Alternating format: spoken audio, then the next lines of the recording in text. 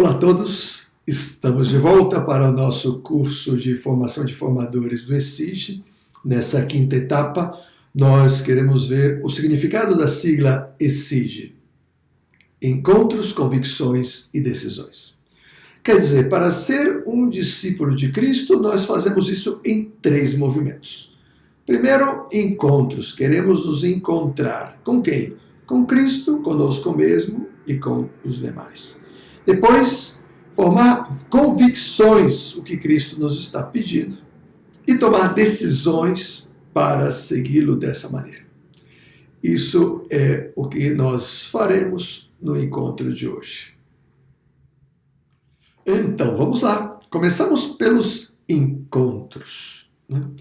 Os encontros, pois, são de 3 tipos. Encontros com Cristo, conosco mesmo e com os demais. O primeiro tipo de encontro nós já desenvolvemos amplamente na nossa formação número 3, que falava que o ESIG é um discipulado de Cristo. Então, aí nós falamos de como nos encontrar com Cristo. Na verdade, é como deixar nos encontrar por Cristo, porque Cristo é que nos está buscando. Nós não nos chamamos a nós mesmos. É Cristo quem nos chama. Então, nós devemos deixar nos encontrar por Cristo, criando as ocasiões para escutá-lo. Mas nós já desenvolvemos no encontro 3, tomara que estejamos colocando isso em prática. Eu sei que não é nada fácil, mas os desafios que nós lançamos, mas tomara que nós possamos conseguir. O segundo tipo de encontro é o encontro conosco mesmo. Como assim? Nós já vivemos conosco. Como é que nós vamos nos encontrar conosco? Meus queridos, o autoconhecimento é algo muito difícil e muito importante. É muito difícil porque todos os nossos sentidos estão para fora. Não sei se vocês se deram conta disso, né?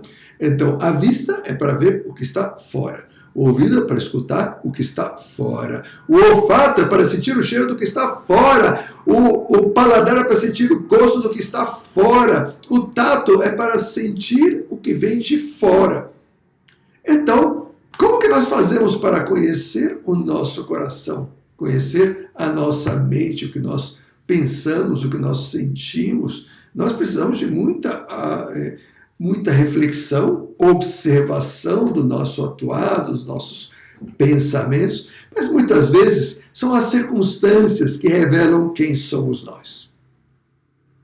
As circunstâncias são coisas que acontecem, que revelam quem somos nós. Por exemplo, eu estou almoçando com umas pessoas, nós pedimos um prato em comum. E eu gostei muito do prato. E aí eu vou repetir e vejo que um dos meus amigos ainda não se serviu. O que eu faço? É óbvio que eu me sirvo tudo, pô. Acaba de se revelar um coração egoísta. E, nossa, eu sou egoísta, eu sou incapaz de resistir. Ou, pois, outra circunstância, eu faço uma besteira, vem e me pergunta: nossa, quem fez isso? Faço de conta que não é comigo. Pois é, acaba de se revelar um coração mentiroso, olha aí, ó. Ou ao contrário, vai que pois, eu lá estou nessa dificuldade, essa dor de consciência. Fui eu, desculpa, eu não queria ter feito, mas eu estraguei tudo e tal. Olha aí, então. Ou compartilhei, em vez de eu me servir. Eu mesmo fui servir meu amigo, a minha amiga. Se revela um coração generoso. Então, as circunstâncias vão revelando quem nós somos. Não quer dizer que o fato de que nós somos assim, não podemos mudar, né? Óbvio que nós podemos. Então, esse encontro conosco mesmo serve para isso, para descobrirmos quem nós somos. Porque é a partir daí que nós vamos trabalhar. Vamos ver o que nós podemos fazer para melhorar como pessoas, mas nós precisamos nos conhecer. O autoconhecimento é fundamental para ver depois o que nós precisamos purificar e o que nós precisamos melhorar de fato. É isso mesmo que nós estamos procurando, né? Buscar vencer os nossos vícios e desenvolver as nossas virtudes, né? Nossos vícios são as coisas ruins, nossas virtudes são as coisas boas. Nós precisamos descobrir aquilo que nós precisamos purificar, apegos, invejas, ira, e aquilo que nós precisamos desenvolver, qualidades que aí estão e que nós podemos desenvolvê-las, mas que estavam aí, incubadas. Vai que dentro de mim está um líder cristão que ainda não se manifestou, um mártir. Talvez eu vou dar minha vida por Cristo, nem sei. Eu tenho essa capacidade. Né? Então, o autoconhecimento me vai ajudar a isso. Então, o segundo tipo de encontro é encontro conosco mesmos. E o terceiro tipo de encontro é o encontro com o próximo. Encontro com os demais. Nós precisamos sair de nós mesmos. Né? Não é à toa que Jesus Cristo deu um só mandamento. Né? Eu vos dou um novo mandamento. Amai-vos uns aos outros como eu vos amei. Esse mandamento era um mandamento antigo, né? O amor ao próximo. Mas Jesus Cristo veio acrescentar algo. Ele disse, amai-vos como eu vos amei. O amor implica, pois que tem uma pessoa para ser amada. Então, eu preciso sair ao encontro dos demais. Nunca vou realizar a minha vocação humana se não aprender a amar. Talvez essa é a parte principal da nossa vocação, da nossa existência humana. Nós precisamos amar. Então, o encontro com o próximo é fundamental. Esse encontro com o próximo nós vamos dividir também em dois tipos de encontro. Primeiro, com o próximo que está comigo no Exídio, que faz parte da minha equipe, ou se todos somos uma só equipe, o meu Exídio é pequeno, né? Então, todos aqueles com os quais eu estou caminhando juntos. Nós precisamos criar laços de amizade, pelo menos de um companheirismo do qual nós queremos caminhar juntos, apoiar-nos. Então, sair de mim mesmo e ir ao encontro do próximo para conhecê-lo, saber quem é, aprender a perdoar, aprender a gostar, aprender a fazer coisas juntos, fazer apostolados, formar juntos, ajudar essa pessoa a caminhar na fé. E assim vamos nos ajudando mutuamente. Esse é uma das formas de encontro com o próximo. Aqueles que estão próximos de mim no Exídio, com o qual Deus quis fazer uma pequena comunidade. Uma comunidade. Pense que Jesus fez a mesma coisa com os apóstolos. Ele, ainda que pregava para multidões, ele escolheu alguns para estar com ele. Os 12. E com esses 12, Jesus ia para todos os lados, os instruía, os preparava, chamava a atenção, mandava eles em apostolado. Por quê? Porque sabia que eles precisavam depois um do outro para poder caminhar na fé. Não iam conseguir sozinhos. E que eles, à sua vez, uma vez que partissem em missão, formassem outros grupos e fossem os cabeças de outros grupos. Mas também, quando nós falamos encontro com o próximo, é o encontro com o próximo mais necessitado. Nós precisamos ir ao encontro daquele que está necessitado. Se lembram da parábola do bom samaritano? Pois se não se lembram, eu vou contar para vocês. Disse Jesus, né? Um homem descia de Jerusalém para Jericó e caiu nas mãos dos assaltantes, que o espancaram, roubaram tudo que tinha e deixaram ele meio morto. Daí descia por esse caminho um sacerdote, que viu o cara lá jogado na sarjeta, atravessou a rua e foi para o outro lado como se nada. Descia também um levita, que era os que cantavam no templo. Também a mesma coisa, deu aquela olhadinha de olhos para o outro lado. Aí o doutor da lei fez a mesma coisa. Mas por esse caminho descia também um samaritano. Os samaritanos eram desprezados pelos judeus, por isso que Jesus usou esse exemplo. O samaritano olhou para aquele homem e foi ao seu encontro. curou as suas feridas, derramando óleo sobre elas, era a maneira de curar. Né? Hoje em dia, nós colocaríamos metiolate, lavaríamos, colocaríamos aí esparadrapo e tal. Depois montou sobre a sua própria montaria. Né? Hoje, colocaremos no nosso carro. Nossa. No Uber, né? Peguei o Uber, né? E o levou para a hospedaria, nós teríamos levado para o hospital, dizendo, ó, cuida dele, e te deixo aqui uma graninha já antecipada. Mas se você gastar a mais, eu na minha volta vou cobrir aquilo que ele gastou a mais. Daí Jesus pergunta a todos, quem teve misericórdia daquele homem? Quem foi o próximo daquele homem? Daí responderam para ele meio a contragosto, foi aquele que teve compaixão dele, ou seja, um samaritano. É isso que nós somos chamados a fazer. Ir ao encontro das pessoas mais necessitadas. Necessitadas, às vezes, de alimento, necessitadas, às vezes, de dinheiro, às vezes, de roupa, às vezes, de atenção. De atenção é conversar com a pessoa que está mais necessitada, escutá-la. Quantas pessoas querem falar, estão tão sozinhas, ninguém as escuta, elas não são amadas.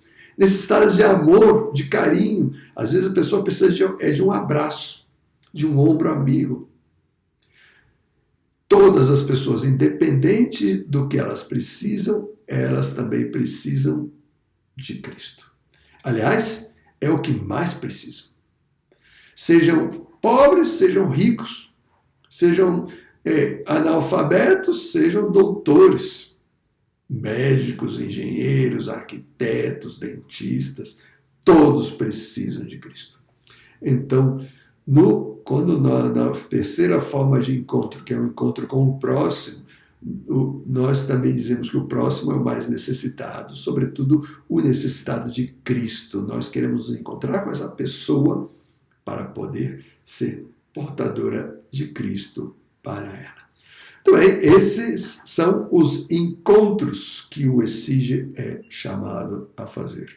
Encontro com Cristo, consigo mesmo e com o próximo.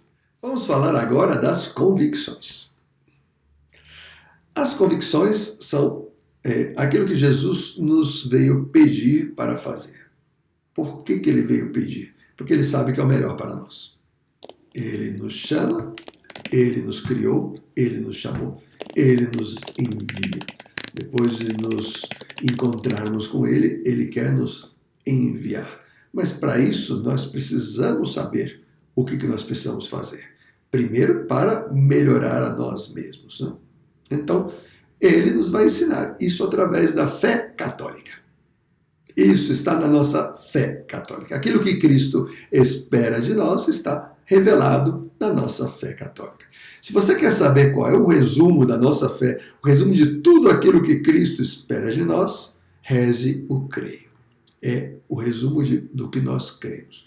Creio em Deus, Pai Todo-Poderoso, Criador do céu e da terra, e em Jesus Cristo, seu único Filho, nosso Senhor, que foi concebido pelo poder do Espírito Santo. Nasceu da Virgem Maria, padeceu sob Pôncio Pilatos, foi crucificado, morto e sepultado, desceu à mansão dos mortos, ressuscitou ao terceiro dia, subiu aos céus, está sentado à direita de Deus Pai Todo-Poderoso, de onde há de vir a julgar os vivos e os mortos. Creio no Espírito Santo, na Santa Igreja Católica, na comunhão dos santos, na remissão dos pecados, na ressurreição da carne, na vida eterna. Amém. Nossa, nós cremos em tudo isso? Cremos. Puxa, padre, tem várias coisas que eu não sabia. Eu recitava, mas não sabia. Muito bem, pois nós precisamos aprender isso. Então, quando nós falamos que o ESIGE tem convicções, quer dizer, nós vamos estudar a nossa fé. Nós precisamos conhecer a nossa fé. Se nós não conhecermos, nós nunca vamos poder colocar em prática. Então, eu pergunto para vocês, vocês conhecem a sua fé? Vocês conhecem todos esses artigos de fé que acabei de dizer? Vocês conhecem o significado de cada um desses artigos? Creio no Espírito Santo. Quem é o Espírito Santo? Creio na Santa Igreja Católica. O que é a Igreja? Creio na ressurreição dos mortos. Como assim? Os mortos vão ressuscitar? Eu pensei que era a vida eterna e pronto, mas o que é a ressurreição dos mortos? Né? Depois, eu acredito realmente na minha fé? Eu acredito que é verdade tudo isso que eu acabei de dizer? Ou será que isso é meio que uma cultura, né? Eu pronuncio essas coisas, mas realmente eu não acredito nisso, né? Que nós vamos ressuscitar. Puxa vida, já fui em tantos cemitérios, as tumbas estão lá. Não tem nenhuma que diga, fulano de tal estava aqui, mas não está mais. Ressuscitou. Então como é que eu vou crer na ressurreição? É difícil, não?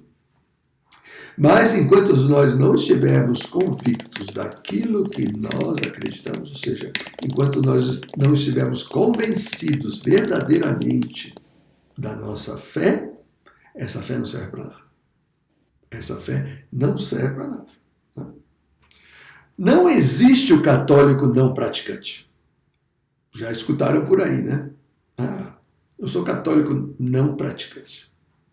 Nesse sentido, eu também sou vegano. Só que eu sou não praticante, né?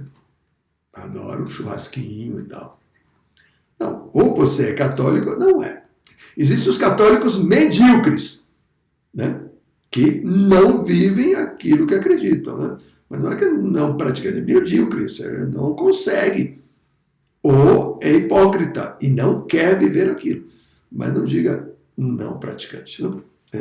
Não existe o supermercado da fé, no qual eu escolho aquilo que eu vou acreditar, né?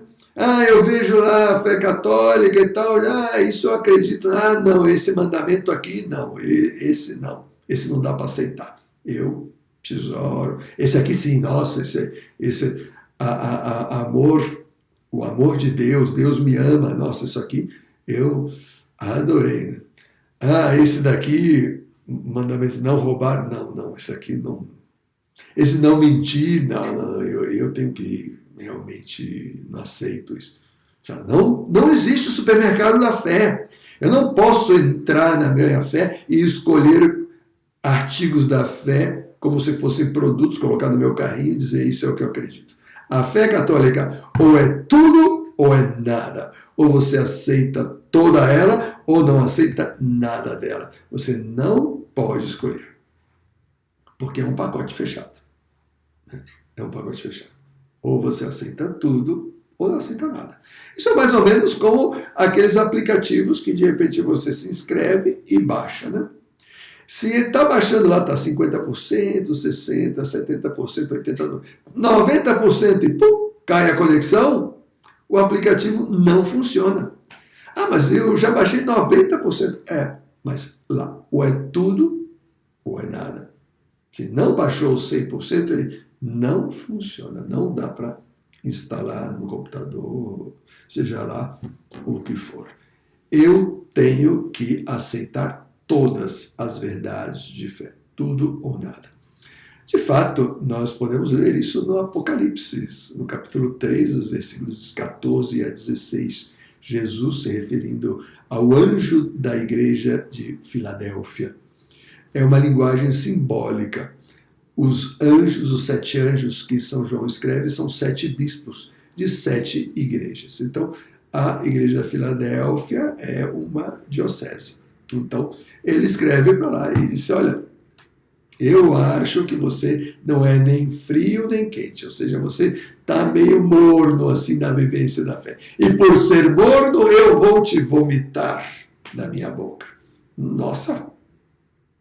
Disse Jesus para ele, tomara que você fosse ou frio ou quente, porque pelo menos você teria identidade, mas você é morno, então os mornos são vomitados. E o que fazer então com aquelas questões de fé que eu não entendo?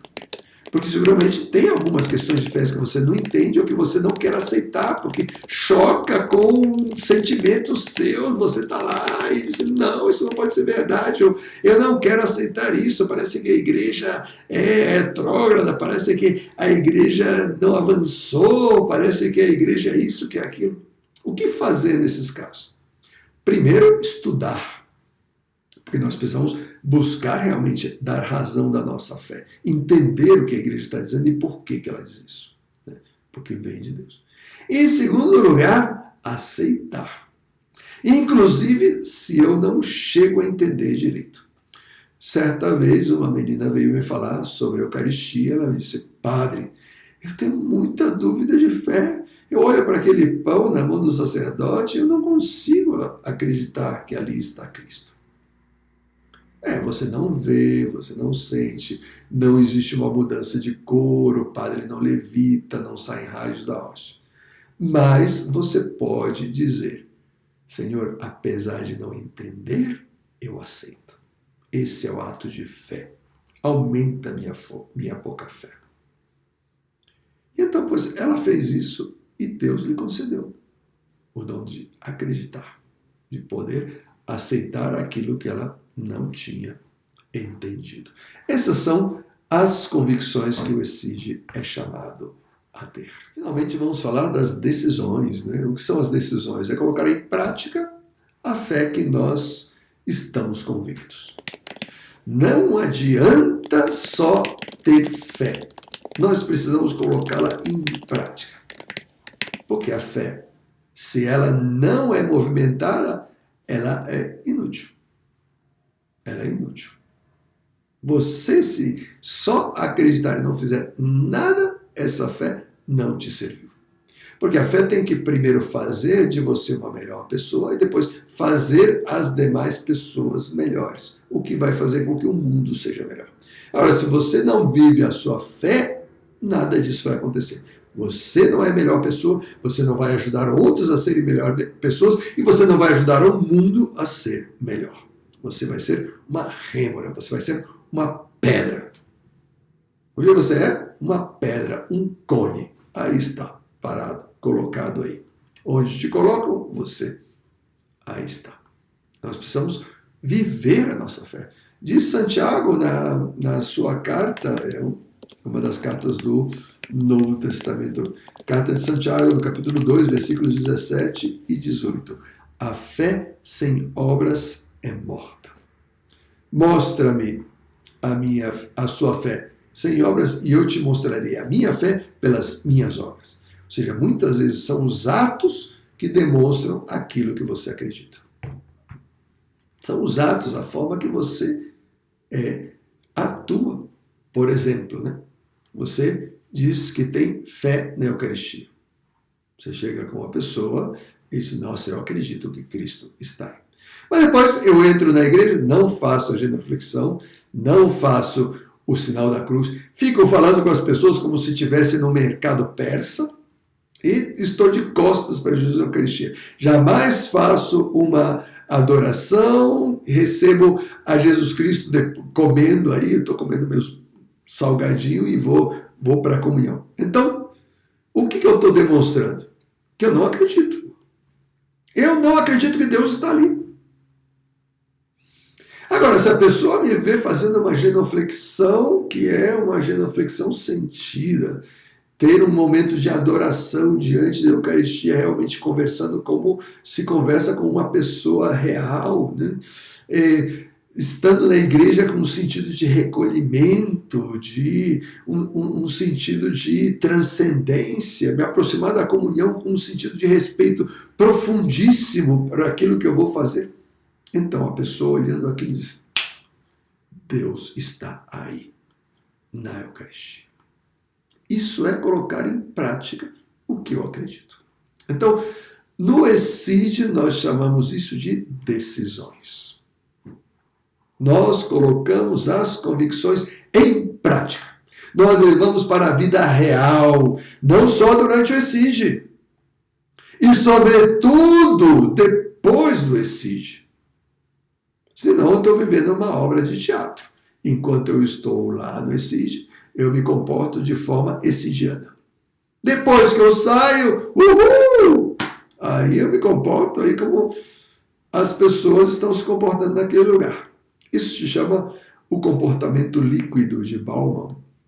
Quer dizer, Eu sou como um líquido, eu me adapto ao ambiente onde eu estou. Né? Se me coloca numa jarra, eu tenho forma de jarra. Me coloca num copo, eu tenho forma de copo. Se me jogam no chão, eu fico esparramado. Eu me adapto ao ambiente. Se eu estou no ECID, eu me comporto como membro do ECID. Se eu vou para a escola, para a aula, eu me comporto como um aluno. Se eu estou em casa, eu me comporto como um filho. Se eu vou para a festa, eu me comporto como um demônio. Então, você não tem decisões. Você não colocou em prática aquilo que você acredita. No fundo, você não acredita. Então, isso é o membro do ECID. É chamado a colocar em prática as suas convicções. Depois dessas explicações, nós podemos nos dar conta que o ECID não é um lugar de entretenimento infantil. Ou seja, eu não estou lá para entreter crianças. O ECID não é um lugar para fazer coisas legais. É claro que nós fazemos coisas legais. Os nossos encontros devem ser muito legais, mas não é para que sejam só legais. Não é para ter um grupo de amigos. Nós queremos nos encontrar com Cristo e por isso temos um encontro com outras pessoas. E esse encontro deve ser muito bom, mas o nosso objetivo nós sabemos qual é. Nós não vamos ficar só em brincadeiras, entretenimentos, estar muito bem entre nós, sair, passear, ir no parque de atrações, ir a acampamentos muito legais, etc. Tudo isso em função de um encontro fundamental com Cristo que me leva a viver convicções, em compreender as convicções e colocá-las em prática como decisões. Que Deus lhes abençoe. Em nome do Pai, do Filho e do Espírito Santo. Amém. Fenomenal.